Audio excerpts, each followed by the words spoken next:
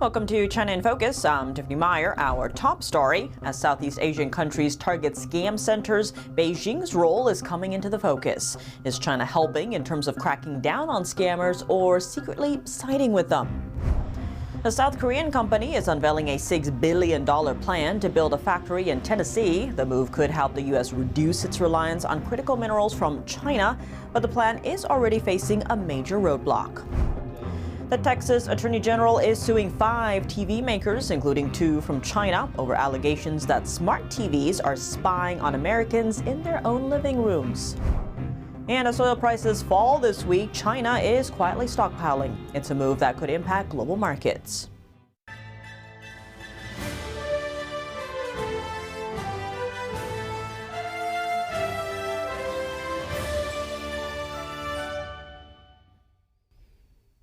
Southeast Asia, once a major tourist destination, has become the world's most concentrated hub for online scammers. Recently, Thailand's military has opened fire on large scam centers across its borders in Myanmar and Cambodia. Thai officials say many of those who fled were Chinese nationals. Soon after, Beijing sent senior officials to the region, saying China wanted to help crack down on the scams.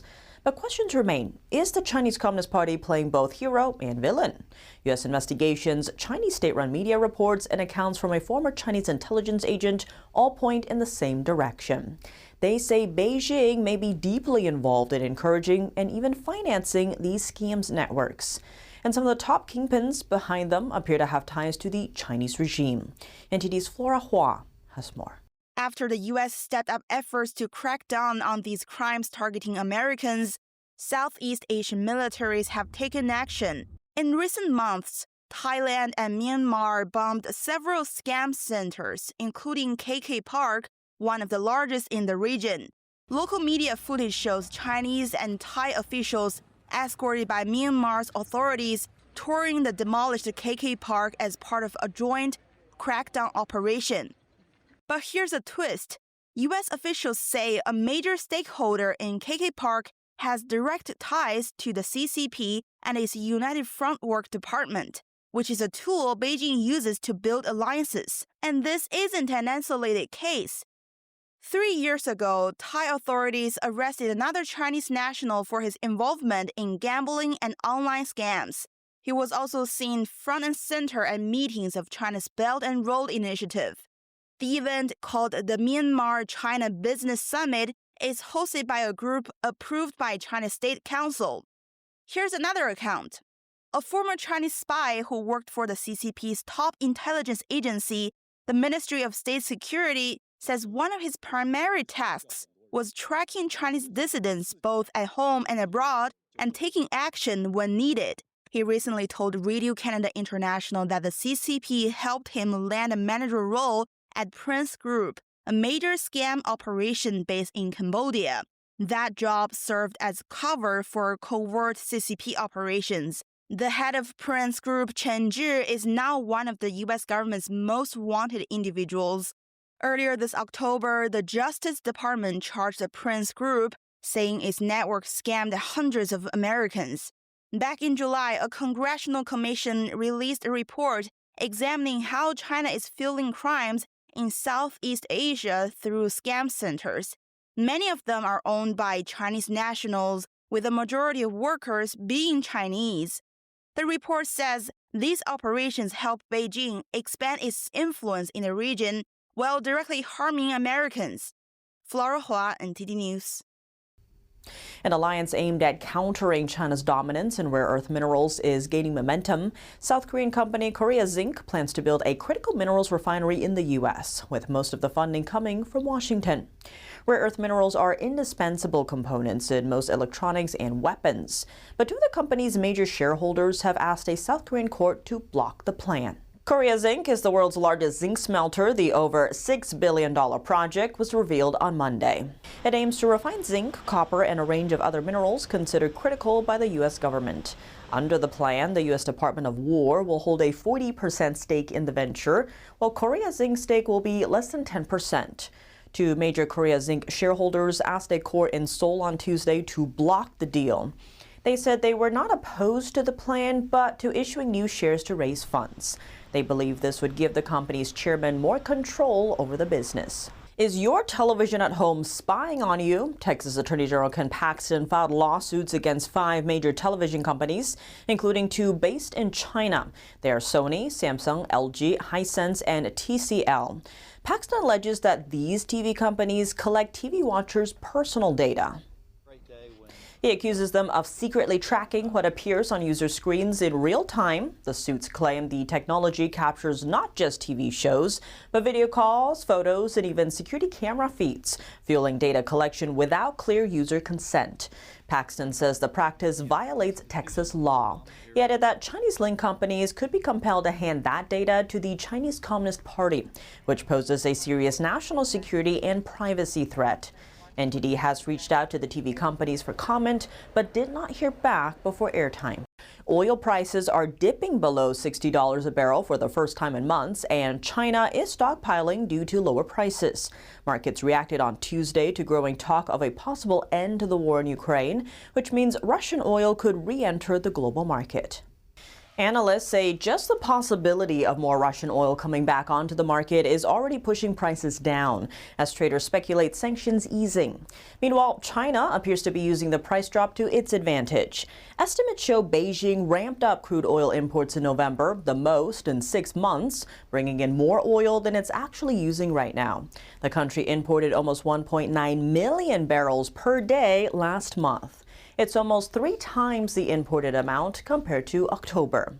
China doesn't publicly share how much oil it stores, but analysts can estimate it by comparing how much oil the country imports with how much it refines. That gap has been growing. Lower prices, looser imports, and the chance of discounted Russian oil are giving China strong incentives to buy now and store it for later. And with China still believed to be below its long-term oil reserve goals, analysts say those imports could stay high as long as prices remain low. At the same time, growing stockpiles, oil sitting in storage at sea, and heavy buying from China could help keep oil prices from falling too far. President Trump said Tuesday that he has spoken to Chinese leader Xi Jinping about releasing Hong Kong pro-democracy activist Jimmy Lai. Lai has been found guilty in a Hong Kong court. Trump said he feels badly for Lai, calling him an older man who is not well. He added that it remains to be seen how he responds to his request. Rights groups say the case shows how the Chinese regime's national security law is being used to silence critics. Lai now faces a possible life sentence. NTD's international correspondent Malcolm Hudson has more. Hong Kong's High Court found former publisher and pro-democracy advocate Jimmy Lai guilty on Monday of conspiring to collude with foreign forces. It's the city's highest-profile trial under a China-imposed national security law and comes amid years of government suppression of rights and freedoms following the 2019 pro-democracy demonstrations. Lai is a 78-year-old British, Chinese and Taiwanese national. He founded the now-closed Apple Daily newspaper and has been one of the most prominent critics of the Chinese Communist Party. British Foreign Secretary Yvette Cooper says Lai was targeted for peacefully exercising his right to freedom of expression. This was a politically motivated prosecution, which I strongly condemn. She says the national security law was imposed to silence China's critics and undermine Hong Kong's autonomy, and called for Lai's immediate release. Lai was found guilty on 2 counts of conspiring to collude with foreign forces and 1 of conspiracy to publish seditious material. He has denied all charges. Lai's son, Sebastian Lai, says most people knew the verdict was coming. As you know, the trial has been a destruction of the Hong Kong legal system. I mean, allegations of witnesses being tortured, no jury, 3 government-appointed judges, judges that, mind you, shout at my father on multiple occasions during the trial. Jimmy Lai's family says his health has worsened after 5 years in solitary confinement. Sebastian Lai said his father has lost 22 pounds in the last year alone. The verdict closes a year that marked the essential disappearance of Hong Kong's democratic opposition under pressure from Beijing. The Hong Kong Democratic Party voted to disband on Sunday. Exiled Hong Kong activist Carmen Lau says Jimmy Lai's case is not just a tragedy of a single man. It is a reflection of a, wider and, more brutal reality that, thousands of Hong Kongers are now under. We have almost 2,000 political prisoners in Hong Kong. Lai now awaits his sentencing, which could range from 10 to 15 years, though some fear it will be more. Malcolm Hudson, NTD News, UK. Hong Kong's leader John Lee said he has raised Lai's conviction with Xi Jinping, but didn't provide details on how Xi responded. A call to end China's practice of harvesting organs from prisoners of conscience from more than 500,000 people around the world. They signed a petition calling on the G7 and other countries to stand against Beijing's forced organ harvesting. The petition was launched by Doctors Against Forced Organ Harvesting and the International Coalition to End Transplant Abuse in China in July 2024. It has garnered more than 500,000 signatures from 34 countries as of December 15th. The petition seeks to compel governments around the world to take the lead in standing up against the Chinese regime's crimes of forced organ harvesting. The abuse targets prisoners of conscience, such as detained Falun Gong practitioners, Uyghurs, and other ethnic and religious minorities. Coming up, a forum is examining the key factors behind China's aggression in the Indo-Pacific. They say several conflicts around the world pale in comparison to the rising tensions in the region. If that region has a regional war breakout, we are in essentially a global war. And what could determine the outcome if China invades Taiwan? A former commander of the U.S. Army Pacific argues it's the land forces. More on what he thinks is missing in America's strategy on Taiwan after the break. Welcome back to China in Focus. I'm Tiffany Meyer. Is the U.S.-China conflict the defining relationship of our time? A forum held on Thursday in Washington, D.C. warned of the consequences of a war breaking out in the Indo-Pacific and what the U.S. can do to avoid it. NTD's Washington correspondent Jack Bradley has more. Certainly the United States can afford is another war in the Indo-Pacific, in that region. Because if that region has a regional war breakout, we are in essentially a global war. If a regional war breaks out in the Indo-Pacific region, meaning China, Taiwan, Japan, Australia, that area, then it could result in a global war. That's according to the forum here at the Gold Institute's Strategic Forum at the University Club in Washington, D.C. And this is all happening while the Chinese Communist Party is building up its military at historic levels. The future for the United States of America to continue to get another 250 years out of this experiment is out in the Asia-Pacific Basin or the Indo-Pacific Basin. This century is going to be defined by the relationship between the United States and China, or more broadly, the United States and that of the region of the Indo-Pacific or Asia-Pacific. As for national security, one part of that is economic security and the necessity for reshoring critical minerals and other aspects vital to supply chains that were slowly dominated by China over the past few decades. And for those of you who say, well, I live in Texas, I got my guns, good luck finding ammo when you don't manufacture gunpowder. Good luck staying in the fight when you don't have access to any medicine.